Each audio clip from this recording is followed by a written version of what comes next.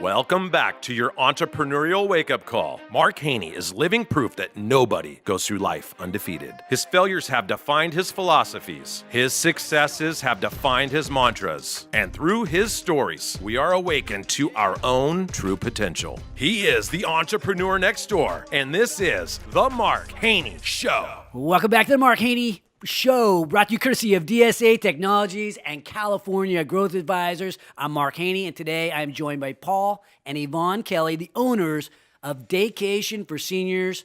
How are you doing today? Oh, we're doing great, Mark. Thank you for coming out. Yvonne, I'll start with you. I don't know you guys super well, but I heard about your business, and I had to understand it better. Tell us about Daycation for Seniors.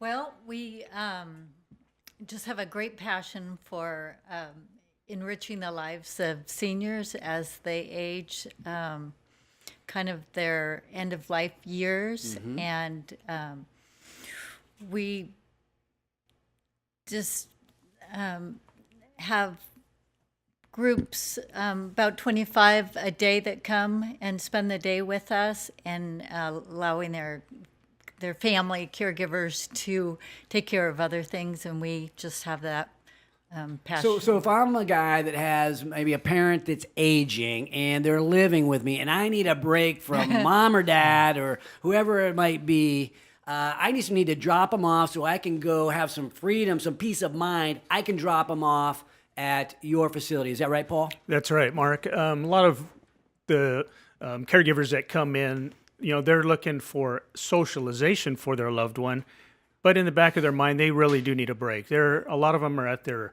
are down. They've been taking care of them for maybe a year, 2 years, 5 years even, and without much of a break. So when you look ahead in your week saying, hey, I know mom or dad's going to go to Daycation and I'm going to be off for 7-8 hours, they can plan their life and get recharged to do that caregiving that they. Well, I'm thinking about Marcus dropping me off at Daycation here in a few years, and what am I going to look forward to, right? Marcus has got me all excited about going over to Daycation for my little playtime. What does that look like for me? Why am I looking forward to it, Paul?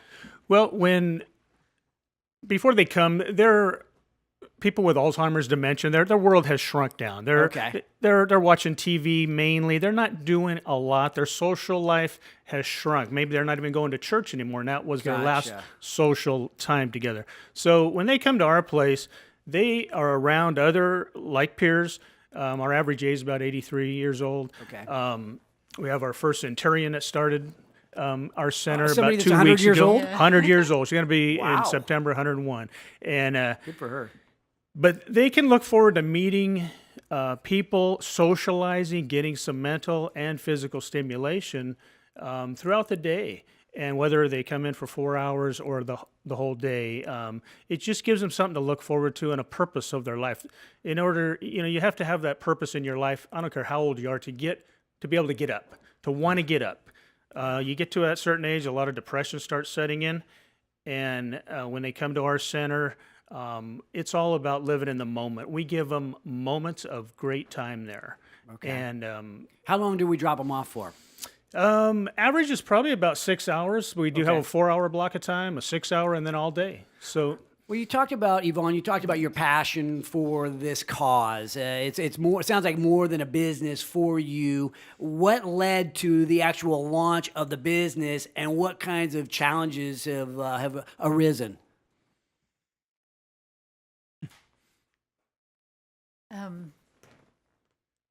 Well, we came together with brainstorming this idea to open a day program, and So walk me through it. You and Paul are at the dinner table saying, what are we going to do with our extra capital? And we're going to go risk it on this Daycation idea. Is that what happened? yeah, we've risked and just put everything, our time, money, and just everything into this business. And we're really pleased how it's turning out. it's And working, Paul huh? can explain. a So, little Paul, bit yeah, about thinking it. about risk, right? So Eli talked about allocation of resources a little bit. He's all in on mobile homes, and he's been extremely successful. How about this business? I mean, what did you have to risk in order to get this thing going? Well, before I started this, I was involved in elder care and in board and care homes. Yvonne has been over 20 years working in facilities as well. So we came together with our knowledge of dementia. Not all dementias, it's all different. Just because some person has it, it's going to be different for somebody else. So our knowledge of knowing that there is a niche, there is a need for this. So we're out there to supply that service to those people that need that in between. We look at us as a bridge. People want to stay home and age as long as they can before they go to a facility. And we're that in between. We're that bridge where they can still have a life at home with their loved ones, whether it's their adult children or their spouse, but come during the day to do some meaningful activities. So the risk that we put in is a lot of time. Of course, any business takes a lot of time and effort, and to build that up. And businesses talk about, well, you got to have good customer service. Ours goes a little bit farther, I think, because people have to believe that we can take care of their loved one, even though they're there for just a day. You're leaving your mom or dad that has dementia with somebody that you don't know too much about. They come in, maybe talk to us, interviewed us, but so it's building that trust up with those family members. Yeah, when you drop off your parents, right? You feel some risk involved in that because you want to make sure they're taken care of. How do you guys mitigate that trust issue? How do you make that go away? Well, first of all, we have a great staff. We hire certified nurse assistants, all in experts in dementia care, as we are as well. And we give a lot of outside counsel on problems they might be going through, because we have been around a lot of people with dementia, and we know that because they're different, not everyone's a cookie cutter. They might need some help handling a problem at home, a behavior. So we can give them that information. And I think that helps build the trust that, hey, these people know what they're doing. Of course, our building, there are safety features. There's alarms on the doors. People don't just walk out, What's your vision for the future of the organization?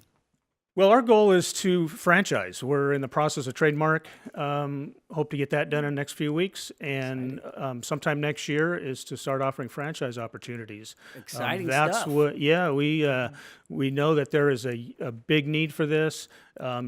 Unfortunately, dementia is not going to go away anytime soon. Yvonne and I are both lifelong learners. We read all we can about dementia care, any chance we get to see what is on the cutting edge. But unfortunately, there is no cure yet. What demographics are going to drive this business moving forward? Obviously, we got the aging population, the baby boomers. Are there statistics on dementia? Is it on the rise? Yes, it is on the rise. 80 over 80 years old, you have I think it's a 1 in 5 chance you're going to get it. Over 85 years old, you have a 1 in 2 chance of getting dementia. So half the people in this room, if we live to 85, we're going to have dementia. The one statistic's going up too is it's going in a younger age group. We have a few that are in their 50s, 60-year-old that have dementia already. So there is a big need for the type of service that we can offer people. Yeah. Well, any advice? We only have a minute left. Maybe you can sort of wrap it up with some advice to people who are thinking about going all in on a business. You have done that. It's obviously working to the point where you're going to scale it through franchising. But just advice to people who are thinking, you know what, I'm thinking about jumping into something, and it's now the time. Well, I would. As other people have talked about, you really got to research it of, what your risks are, but you got to just go all in. You got to just say, this is what we're going for. You give it 110% and you don't look back. You can't put negatives in your way. Yvonne and I, we both listen to motivational talks I all the appreciate that time, so much, and Paul. just to keep us going, keep that drive going, and that's it. Thank you, Paul. I love that. Go all in, commit to the jump. Thank you, Paul and Yvonne, for coming on the show today. Also want to thank Gary Davis and Eli Weiner for sharing their stories. If you want to, you can follow me on Instagram. Some people want more Mark Haney. Some people want less Mark Haney. Either way, I'm out there on social media. I'm out there in the community. Feel free to hit me up. I am the entrepreneur next door. When we return, we'll share our takeaways, closing thoughts. Join the revolution at haneybiz.com, courtesy of Ethan Conrad Properties and financial advisors, Stiefel Financial. This is the Mark Haney Show.